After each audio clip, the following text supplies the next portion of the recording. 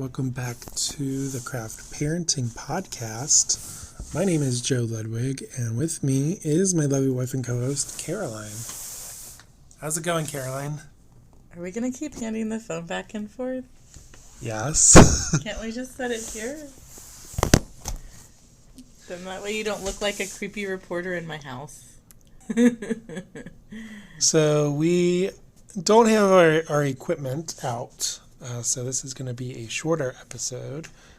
Krampus and or St. Nick has to visit tonight, and we're not set up for that yet.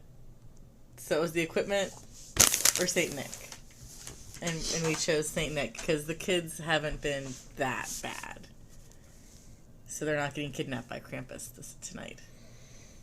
Most people don't know what Krampus is. So if you want to know what Krampus is, we talked about it in an episode last year. Yeah, he's awesome. He kidnaps you and throws you in his wicker basket and beats you with reeds if you're a bad kid. Versus... Or don't go back and listen, because we're just going to tell you.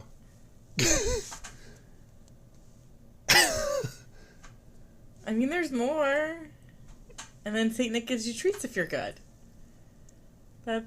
That's the explanation. So yeah, life happened, and we missed our... We didn't put out an episode last week, so we are working overtime to catch up. And so this episode, it's gonna be very disjointed. We are gonna be drinking the Beervent calendar live on my phone. So let us dive in and get started.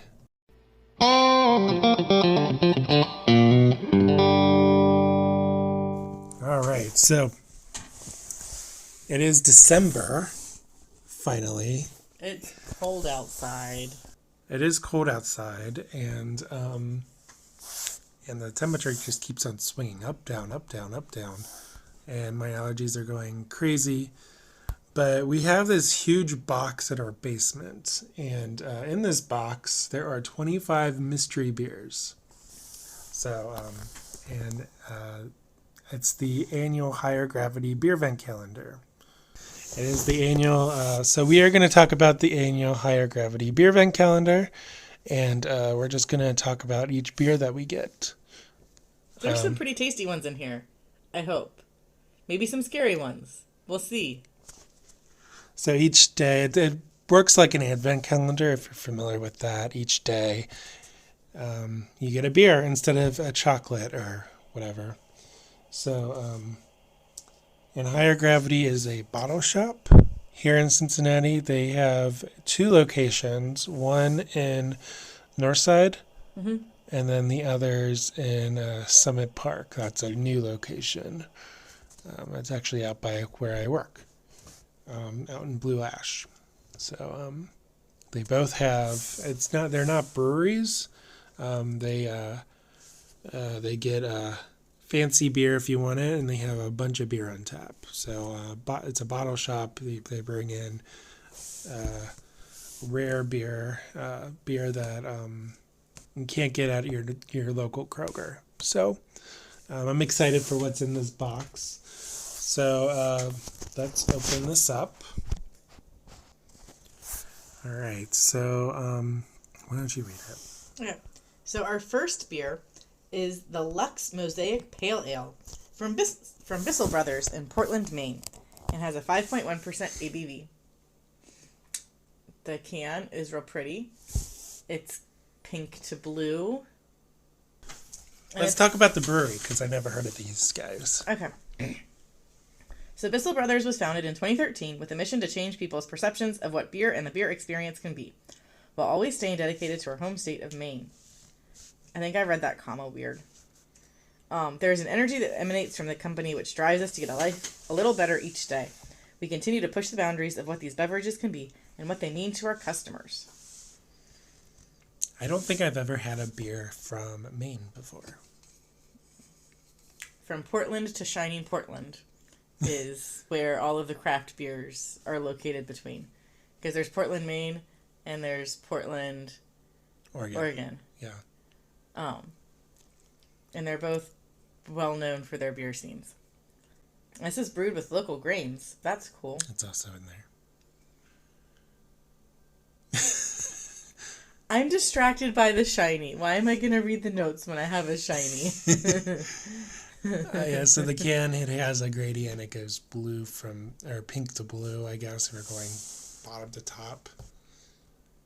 I went from top to bottom. So I'm short, so it's a pint can, so it's hard for me to see the top because I'm so short. It's crisp and not overly hoppy.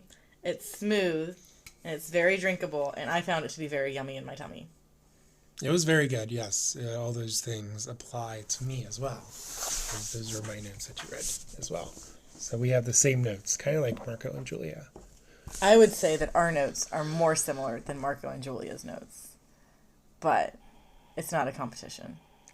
And like you said, they brew their beer, or I guess this beer. I don't know if they brew all their beer, but it says on the can that this beer is brewed with local grain from the Maine Malt House, which is local to them. So that's really cool, as he said before. It's a pale ale, not super hoppy, but it is Hop forward. It's hop forward for sure. Very crisp. So far, so good. No ice yet. You're the one who's been pulling these out of the boxes, so you're going to take a knee at 8 a.m. when you put it in the fridge? No. All right. We'll be back to tell you what day 2 brought. All right. We are back for the Beervent season calendar. From the Beervent box from Higher Gravity, which is a bottle shop, and you ran into some weird people when you went to pick up our Beervent box. I did. Yeah, I did. There's a bunch of weirdos there, especially at the Summit Park location. On Tuesdays? On Tuesdays, yeah, there's some weirdos there. I heckled them. They had microphones or something, so I heckled them. So Summit, they have Higher Gravity has 2 locations, one in Summit Park, the others in Northside. Beer number 2 from the Beervent box is a Jackie-O beer, Jackie-O's beer. The plural is important. Or possessive. Possessive, yeah. So this is called Deck the Hills. It is an English-style holiday ale. It is by Jackie-O's Brewery in Athens, Ohio. ABV is 5.6. And I've never been to Jackie-O's, but I've had some of their beer. We talk about going, and then we never make the drive. It is a drive. It's a 3-hour drive.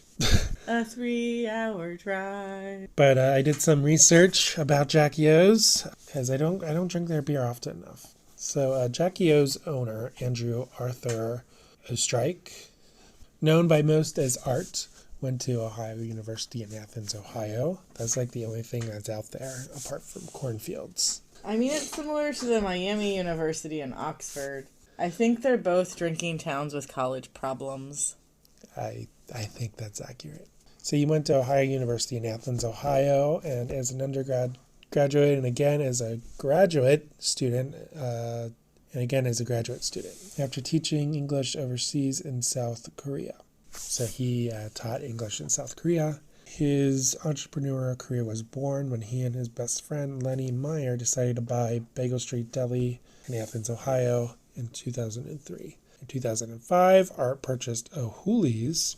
Shortly before this new venture, his mother, Jackie Ostrike, was diagnosed with stage 4 lung cancer. Jackie passed away in June 2006, but not before her son let her know that he had plans to change the name O'Hooley's to Jackie-O's in her honor. Her reaction was a classic motherly reaction. A bar, Art's reply, is going to be so much more than an effing bar, Mom, has been what continues to inspire and grow the business to this day.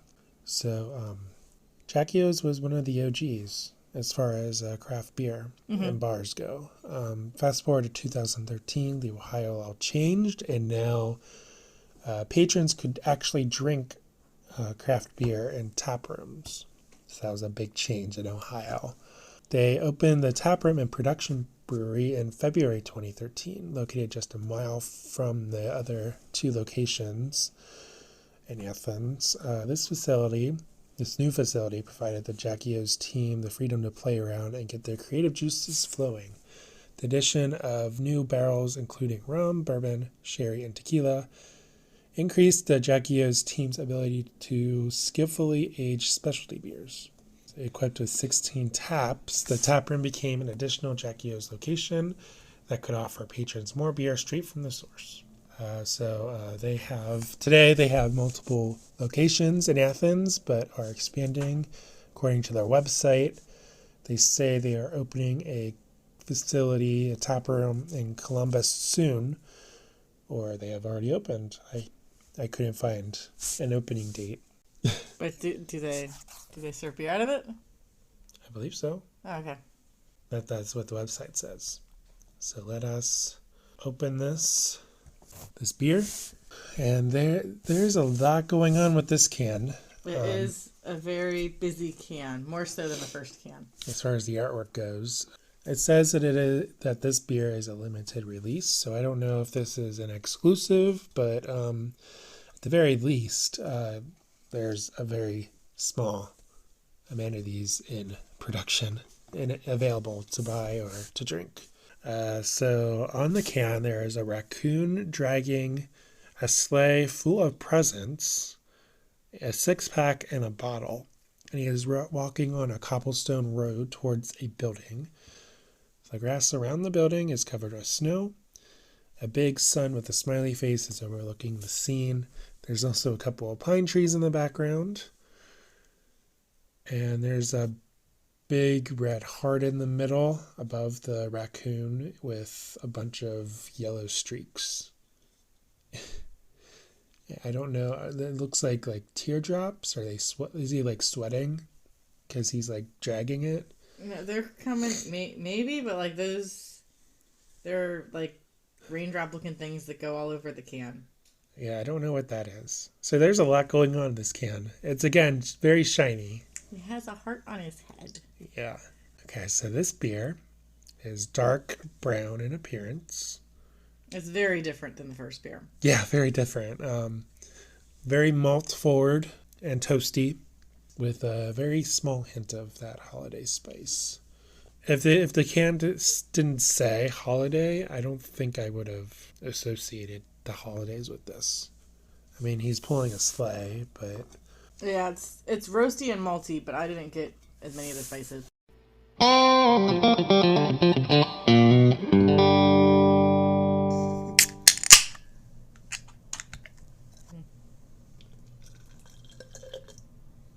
Is that how much of this one you're going to drink? Oh, man. It's a pint can. You have to drink at least a third of it. All right, so we are back. Carolyn and Joe from the Craft Parenting Podcast. We are on a journey this past couple days, drinking the mystery beers from our higher gravity Beervent calendar. Oh, this smells interesting. And we are going to dive into Beervent, higher gravity Beervent, day 3. This is a beer by Urban Artifact. Do you want to? I'm recording you taking the first sip, reading what it is, and then taking the first sip. This is called Epicurean. Epicurean. It is a reindeer pickle.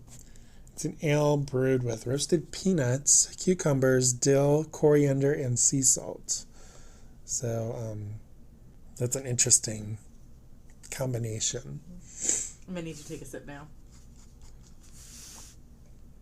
I'm going to take a sip now. Oh, man.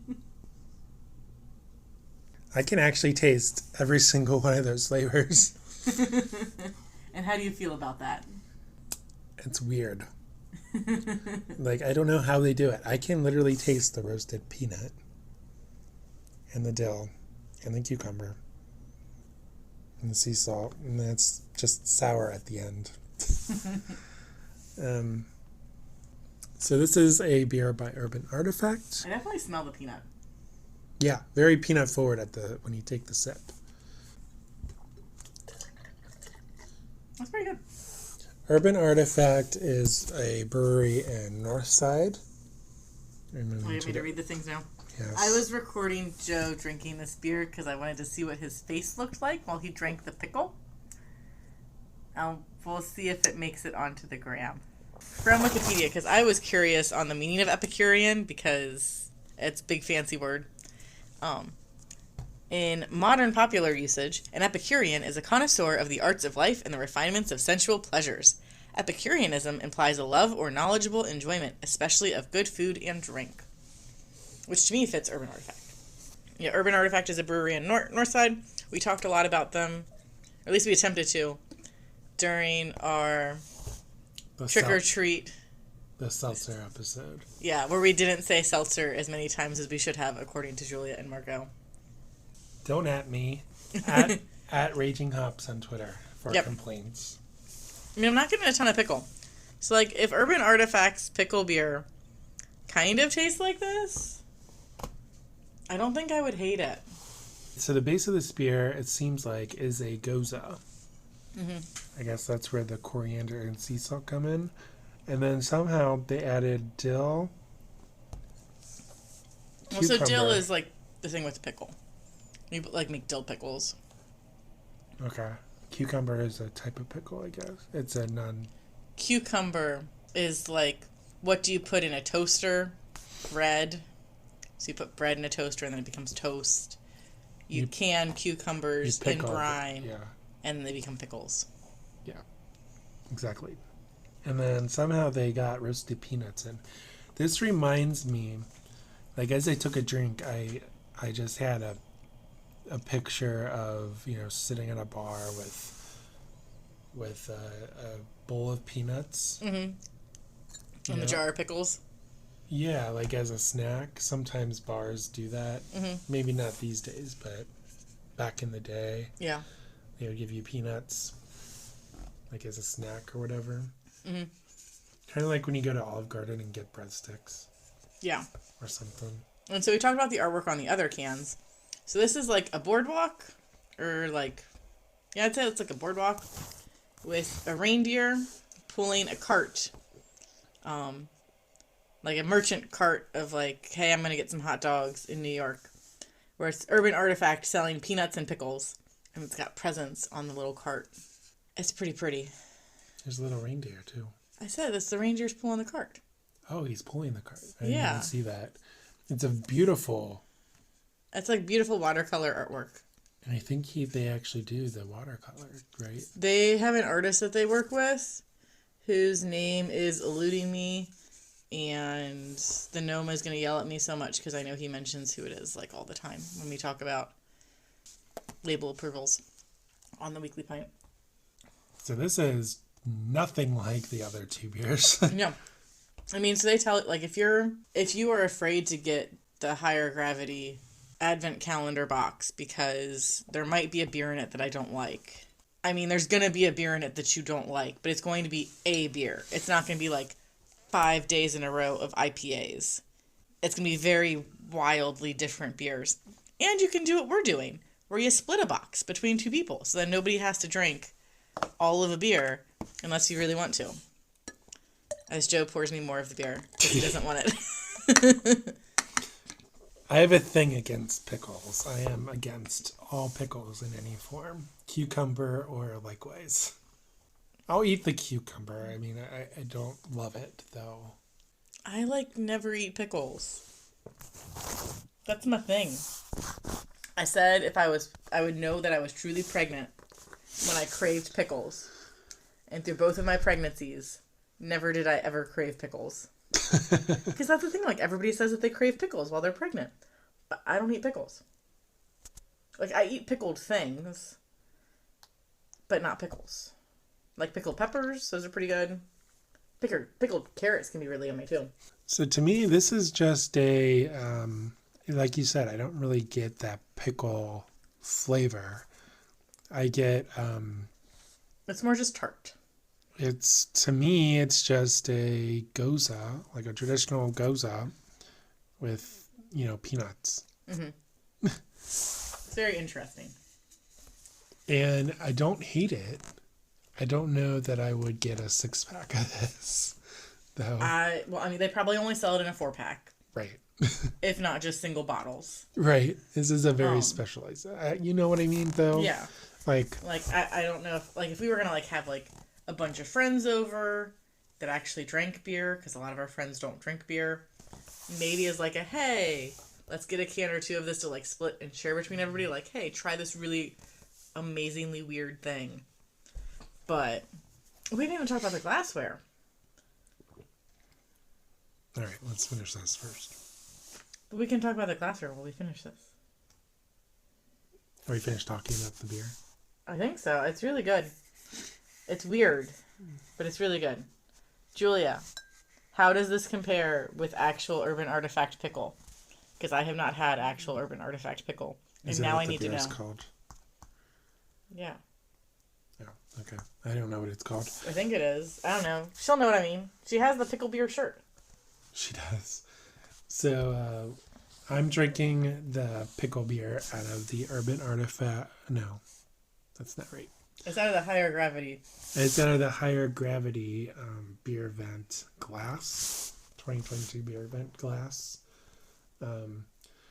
It's in a... it's very similar to your Brink glass. It is a 16-ounce pint can glass. It's circular. It's shaped like a pint can. Yeah, exactly.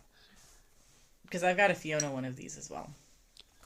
And there's a lot of little things on this, like Christmassy things, like a reindeer, a Christmas present, a calendar flipping to December 24th, a glove, a lizard riding a skateboard. It's Urban Artifact collaborating with them, so I'd expect something like that. I guess if this is Urban Artifact collaborating with them in the artwork, I guess that's their strawberry beer. Do they have a strawberry beer? I think so. It looks like a strawberry. I'm trying to see, because the reindeer looks like the reindeer on the Urban can. So I was going to see if is there a raccoon or... No. I mean, there's presents, but there's always going to be presents on stuff. I was trying to see if any of the other artwork from these cans made it onto there. But, I mean, that would also mean that at the time of the glassware, they knew all of the beers that were going into the box. And I don't know if they always necessarily know that. There's a fire truck, a dog. A very weird dog. Looks like he's on the toilet. Or he's dancing. Maybe he's dancing. I don't know. There's a really fun looking mug. Yeah, a nice one of those bubble mugs. The German beer glass that has the little divots in it. Yeah. I don't know. I'm trying to describe it for this visual medium. The liter mug. That is a podcast. And there's a Christmas tree. Looks like an orange slice, mistletoe. Yeah. A page-a-day calendar. I didn't mention the calendar. I missed that. And chugging this beer. What's the percentage on this pickle beer? Okay. Yeah, 4.3%. I think we said that, but... We probably did. It's a very... very roasty. A different kind of roasty than the Jackie O's beer. Definitely. There's definitely not as much malt in this. No, but you can get it smells like something has been roasted. It's still so weird. It tastes like peanuts to me, though. Yeah. Right? Urban Artifact does their flavors well. I don't know how they do it. But like I said, I'm going to guess that it's just a goza with... somehow they got the roasted peanut flavor in that. Yeah. Is a cucumber a fruit or a vegetable? Because I think this has 0 fruits in it, if a cucumber is a vegetable. Google.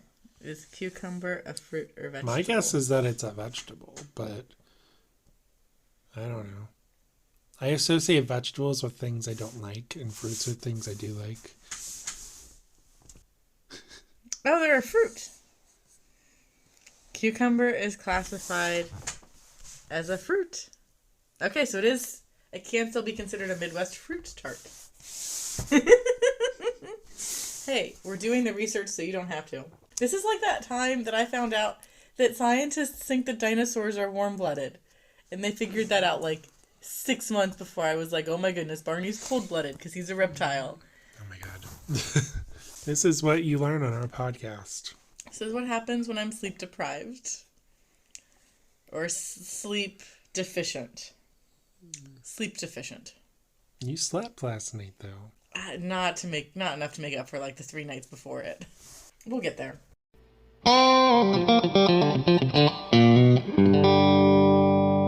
Hey everyone, Joe Ludwig here with the one and only Caroline. Hey! Before we get to the main topic of today's episode, we wanted to pause briefly and tell you about how you can support the show. So if you enjoy listening to the podcast and reading our blog posts every week, then you now have the opportunity to support the show through Buy Me a Coffee. Here's what you need to know. It's super easy to do. You don't have to set up an account to contribute. You have options. Send us a one-time donation or sign up as a member to contribute on a monthly or yearly basis. Plus, you can unlock exclusive content. To learn more about how you can support the Craft Parenting Podcast through Buy Me a Coffee, click the link in the show notes. And now, back to the show.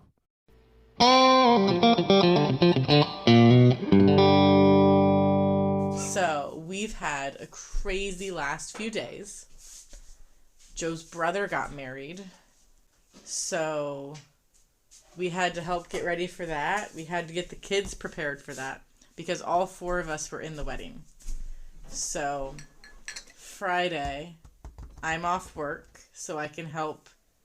Well, so I can watch the kids so the in-laws can get, like, the rehearsal space ready and do whatever it is that they need to do before the wedding. And I pick up Lily from preschool, and her cough that has been mild for the last 2 weeks gets, like, 10 times worse. So I'm panicking about her cough and whether or not she's going to make it through the weekend and attend all of these events that we need to do. So we get everybody together, we go to the rehearsal dinner, rehearsal. The kids are chaos gremlins.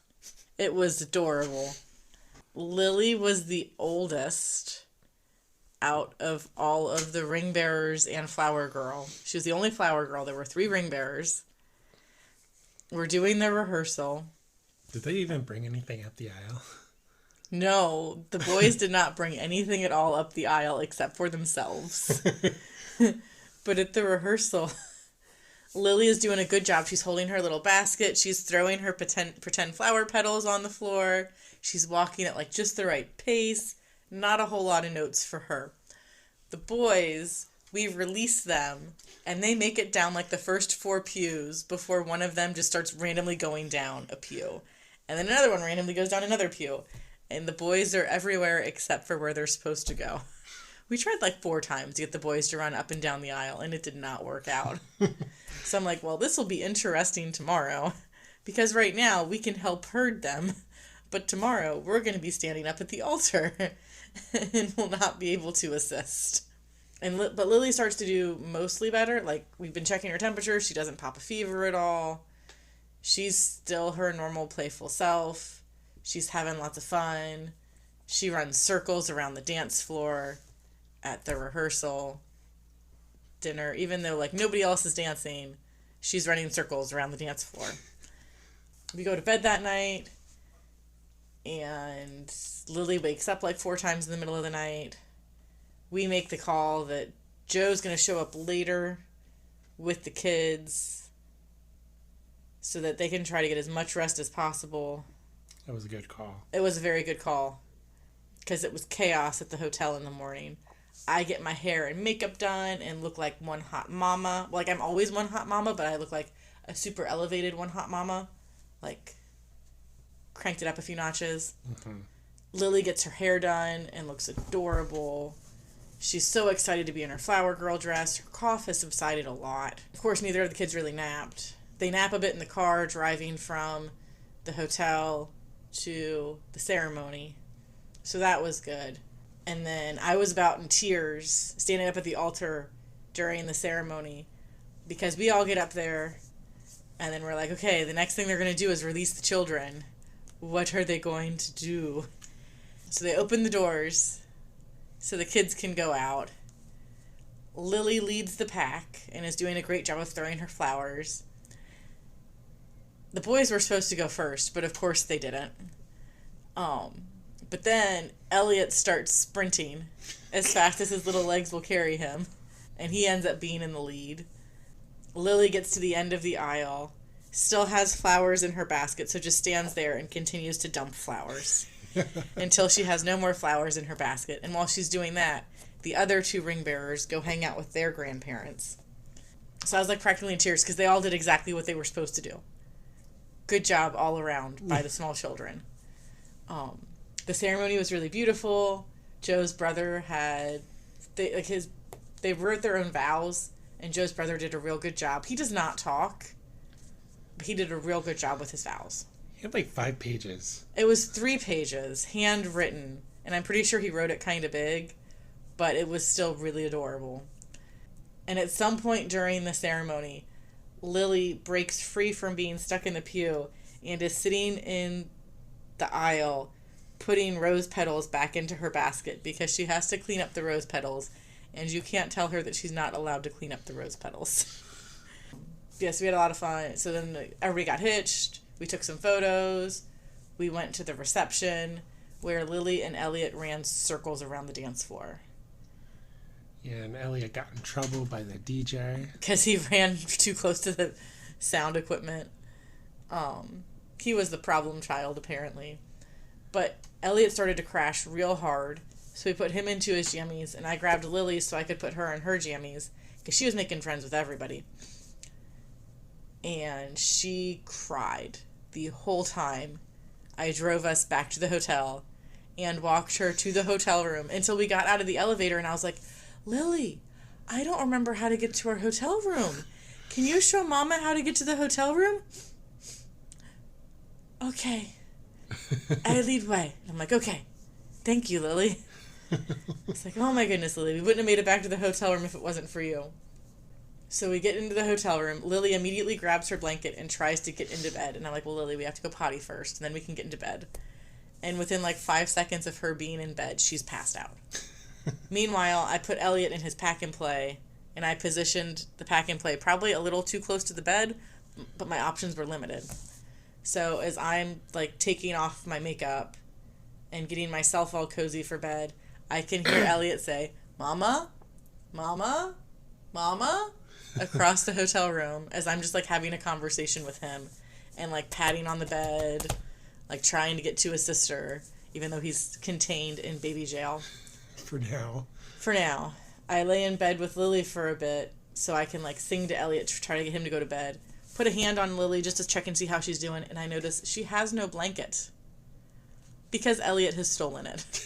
So I re-steal the blanket from Elliot, shove Lily to the other side of the bed, and fortunately soon after that, Elliot finally falls asleep. But Joe gets to the hotel room around midnight, and probably around like 2 o'clock in the morning, Elliot wakes up and will not be calmed down. Unfortunately, we got a 2-bedroom room, so I could like take Elliot to the other bedroom so he wouldn't wake up Lily. But Elliot ended up spending the night in the big kid bed with me, and like tried to face dive off the side of the bed in his sleep like 4 times. He's so cute. And so not there when he's tired. And I got a really adorable photo of him like nestled in all of these pillows, sleeping like happy as happy can be. Boy wants a big kid bed real bad. So I didn't get much sleep then. Didn't get much sleep the night before because Lily was sick. We're painting the house, so I've been working on that. Not as much as I should. I'm very tired. Our house is very bright. I like it. Yeah. Before the hotel, though, my brother and his new wife had their first dance. on the dance floor, and everyone clears the dance floor, and they have a videographer. They have the lights, the ring lights or whatever, but more expensive.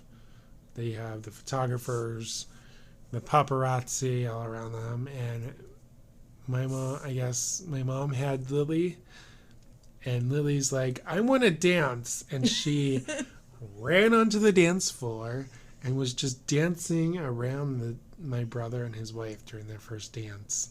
I'm like, Lily, come back here. She's like, no.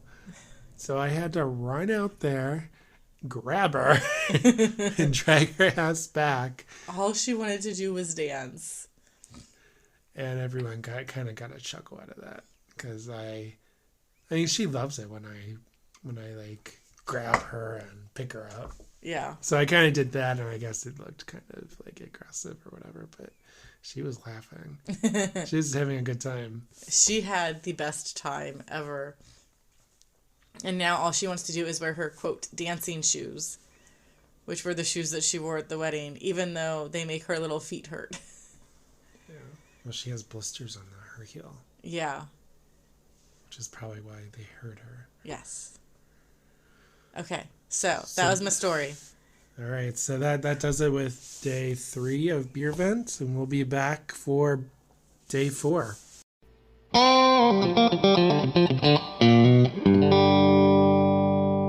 Good morning, wherever you are, because it's Podcastlandia, and you could be like in a submarine. I don't know.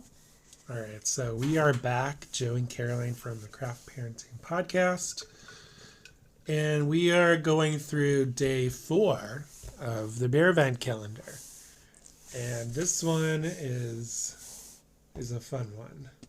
So this is Punch It Chewy, a sour ale with raspberries, pineapples, and oranges. It's a collaboration beer between J. Wakefield Brewing in Miami, Florida, and Equilibrium Brewing in Middletown, New York. Oh, did you look that up? Yes. I didn't know I've never heard of these breweries. That's the fun thing about this box. Like, I've heard of Jackie O's, I've heard of Urban Artifact, but I've never heard of Bissell Brothers. Bissell Brothers or J. Wakefield Brewing or Equilibrium Brewing. So it's not just all local beers. Yeah, so that's the advantage that Higher Gravity has, because they have the relationships with the distributors. They're already a specialty bottle shop. And they have different things. But let's talk about the artwork on this beer before we dive into it. Well, it's 6% ABV. And the artwork is it's Han and Chewie piloting the Millennium Falcon as it's starting to go into hyperspace. Yep, and the text, the Punch It Chewie, is It's in the Star Wars-esque font. Yes. And so how sour is this? it's got some pucker to it. I should have gotten a video of this one. Yeah. I just It's a pretty puckery beer. I just took a swig of that. It's just Joe does not drink a lot of sours. it's just it's good. Oh man. Because I would call the Urban Artifact beer like mildly tart. This is definitely sour. Well, we might get corrected on the terminology. Maybe. Don't at us. If you want to complain, you can hit up at Raging Hops on Twitter. Yep. So a little bit about J. Wakefield Brewing. They have tons of Star Wars and comic book art in their tap room. They have a table that looks like carbon freezing. Oh, carbon freezing? Like carbonite. So it's like, it looks like the carbonite like frame that Han was in. Wow. They have an Empire themed beer garden, which I need to know more about.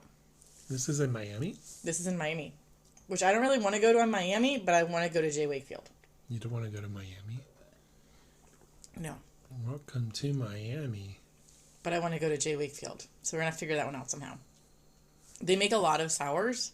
So they have 2 brew kettles, one that's specific for sours and one that's for their non-sour beers. At one point, they had the number 1 and 2 Berliner Weiss beers, according to Rate Beer and Beer Advocate. They've still got 2 of the top 3 on Beer Advocate, but only one of them is the same. And it's their dragon fruit, passion fruit beer. Now, after I take a couple of swigs of this, it's not that bad.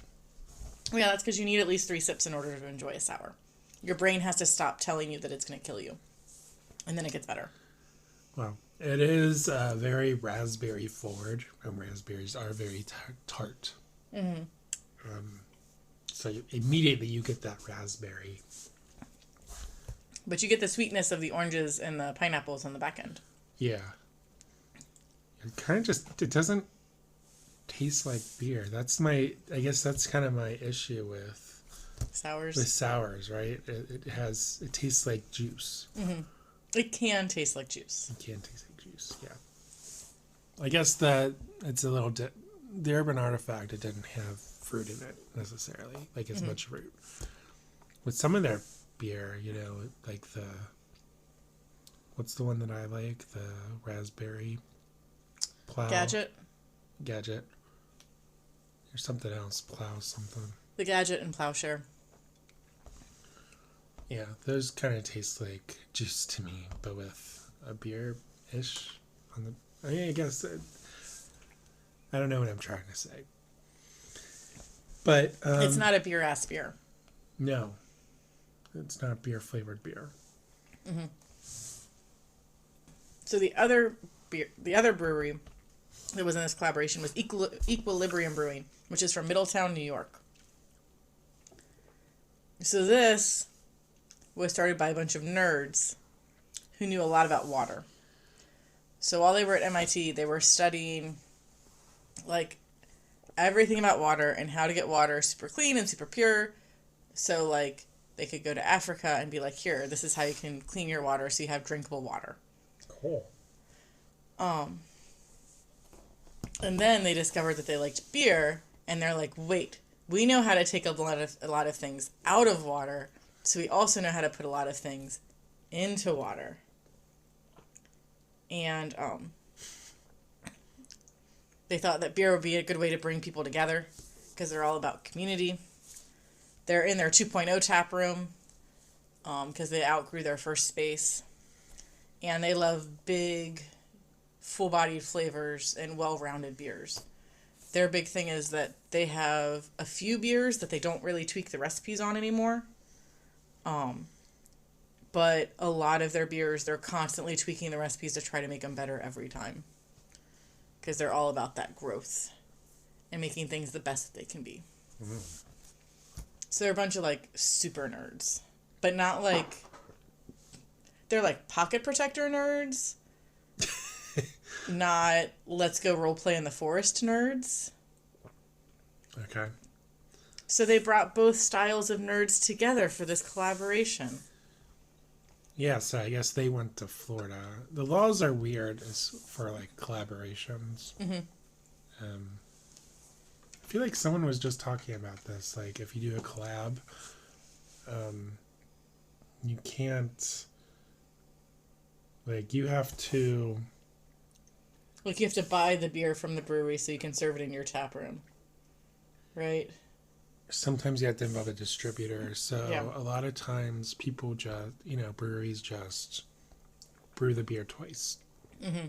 Once in tap room A and then again in tap room B. Mm-hmm. So you don't even have to worry about it. Yeah, and this can says it was brewed and canned by J. Wakefield in Miami. So I don't know if Equilibrium even has it in their tap room. They might have had it on draft. They might have, I don't know. Like, wow. It's almost too much raspberry. No. No. It's really good. It's like a sour mimosa. Wow. Are you gonna be able to finish this?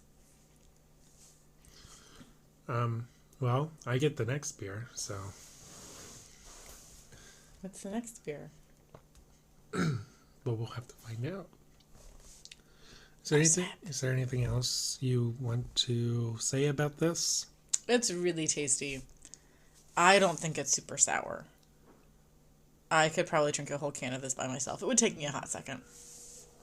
But 6%, right? yeah. Yeah, nothing against either of these breweries. It is exactly what the label says. You know, sour ale, raspberry, check. Pineapple, check. Oranges, check. I go like, komoli. My lips are still puckering. But it's just not my thing, you know?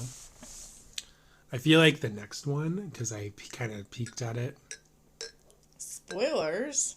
the next one will be my thing, so I'm excited for that. Anything else you wanted to say? No. I think I'm good. All right, we will be back for day 5 of the Beervent calendar.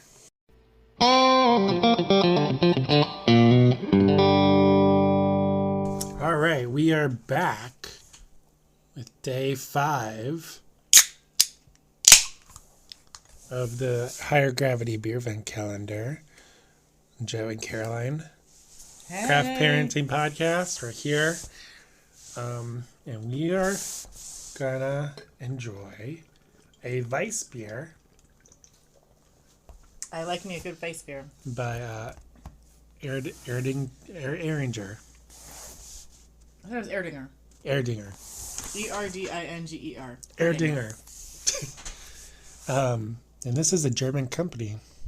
I believe Munich. Is that right? They're in the Rheinheitsgebot. It's German. Where are they from? It's imported in Everett, Massachusetts. Yeah. It just says imported from Germany. Aus Bayer.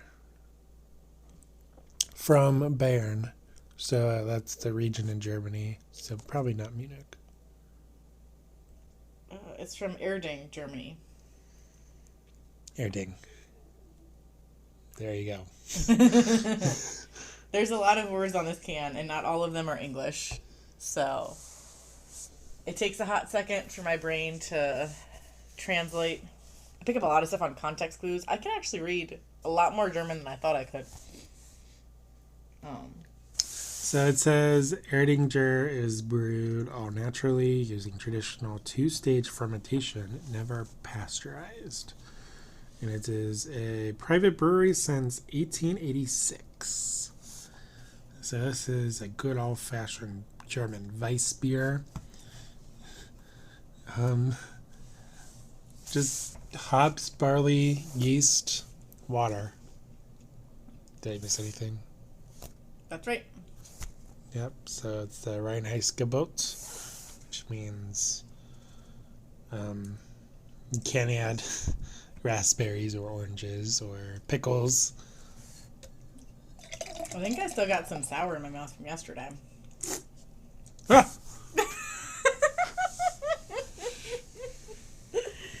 Joe got a little zealous in pouring his beer. And it went... You gotta lick it up off the table. That's it. Will he actually lick it off the table? Listen to Truth, Fear, and Consequences to find out.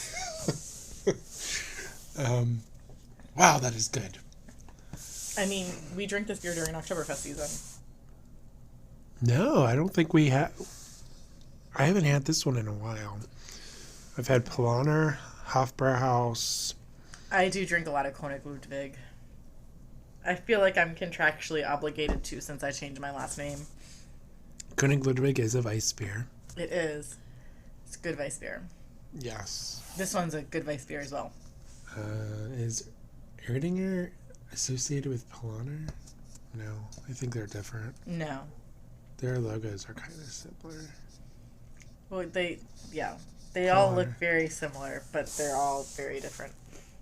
Don't spill beer. Right. So this is a special beer because it is imported, and it is not 16 ounces. Instead, it is It's 500 milliliters. Yeah. It's 1 pint, 0.9 ounces. So that 0.9 ounces I just spilled on the table. Rinse that. Yeah.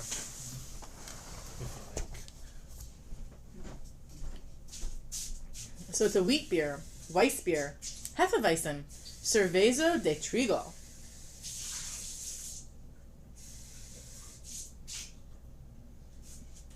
And it says do not litter, so be good with it.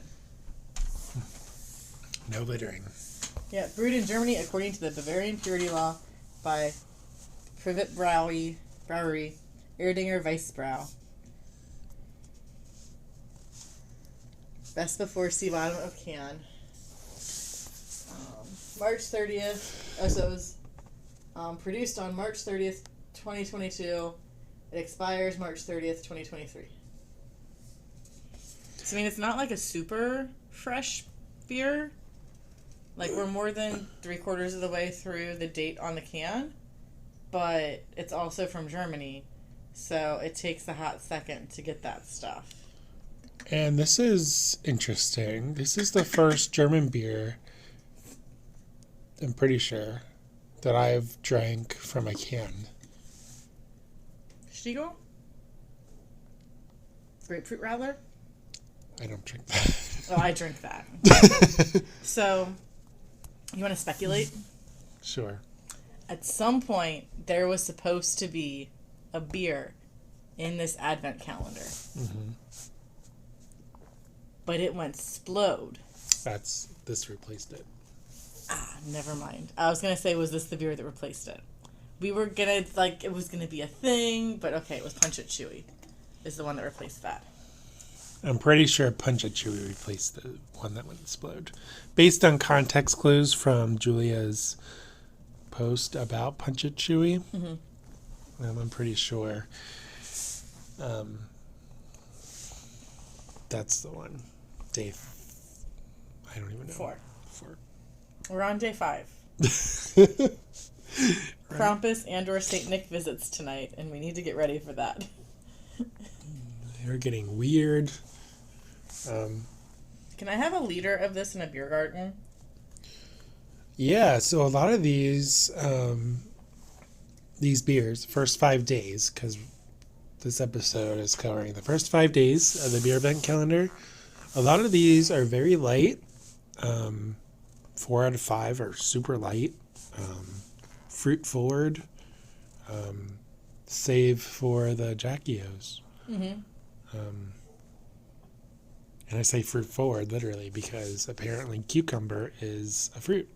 You'll learn something new when you listen to the Craft Parenting Podcast. Yeah. Or when you record the Craft Parenting Podcast. Yeah. Which we are doing right now. Oh, snap. So this is just, like I said, it's their classic. One could say it is the crowning glory of traditional Bavarian brewing skills. Gently spicy, lively, and harmonious. Every sip leaves you wanting more. One could say that. It's very true.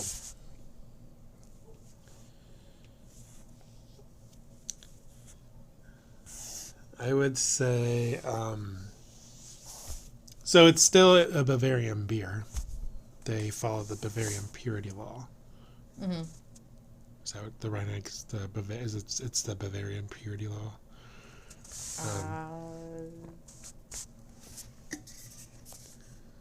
Isn't that what you said? It is not what I said.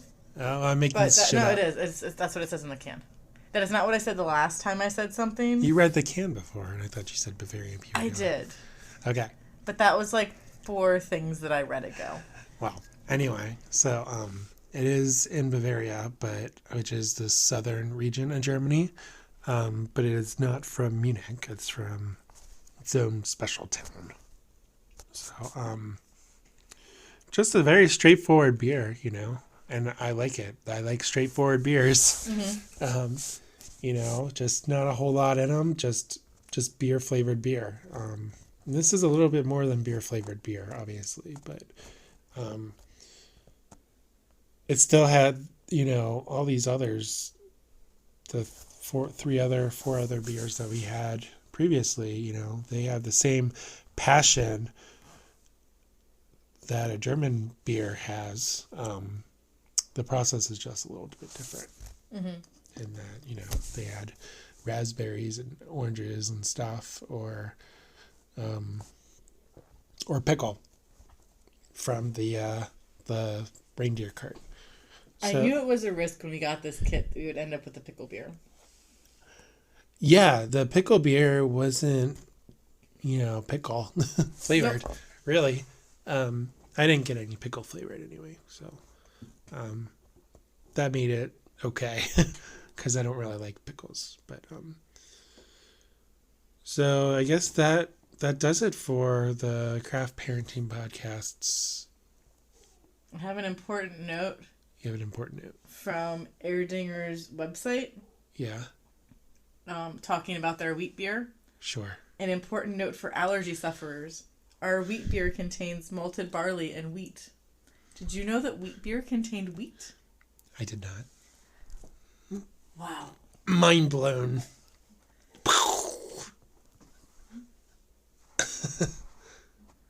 Their recipe is nearly 130 years old, and it's never changed. And the valuable secret is guarded by their master brewers. Yeah, Germans don't like change. They do not like change, and they do not like sharing things. They also don't stand for bad beer. As talked about in our episode... Was it about Gozas? No, it was about Pilsners. In our episode about Pilsners, where the town of Pilsen just broke all of the kegs in the street and said this beer is shit. So this is why you don't change things when people like it, right? Yeah, Weiss beers are typically drank in the summer, but you could argue you can drink it in the winter as well. Sometimes in Ohio, it's warm enough in the winter that you could go drink this in a beer garden. No problem. Is there anything else you wanted to say? No, I'm super excited for what Day 6 is going to bring. Are we going to get visited by St. Nick or by Krampus? We will find out tomorrow, I guess. Woohoo! So we're going to do something a little bit different this month. We're going to try to put out an episode every day, just like short episodes. That's what we're going to try to do. And if we fail, we'll just combine episodes like we're doing in this episode. Yeah. We have small children. Our lives are hectic. They're not as hectic now that the wedding is over, but we'll see. Other things are going on in the background. You'll find out more about that later. So follow, subscribe, share, leave a rating and review. If you have any comments, bad reviews, at Raging Hop on Twitter. We're on YouTube. I'm at Craft Parenting Joe on Instagram. I'm at Caroline Creates Crafts on Instagram. And we will see you very soon. Bye. Beer in hand. Peace.